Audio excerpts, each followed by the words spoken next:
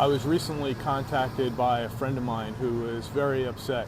He's a landlord and he has a tenant who he felt was using the legal process to get some money from him that the tenant was not entitled to. So he called me up and he was very upset. We were talking about other things, but he started telling me the story, and I could tell that he was very emotional about the situation. And I was thinking that those types of emotional responses always lead to bigger problems, and we tend to not see that. However, at that moment he was so upset that me telling him to calm down or even giving him advice that would suggest that he should calm down would not have been received. He was just too emotionally invested at the moment. So what we really need to do when we're dealing with those situations is first understand that we have to pause. We have to pull our emotions back in, and we have to figure out what our strategic response is instead of just an emotional reaction.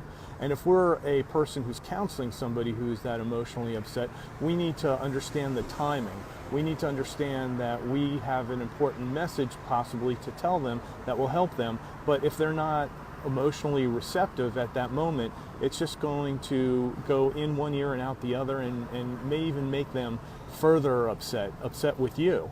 So you need to be very particular with your timing and make sure that the person is receptive to your message.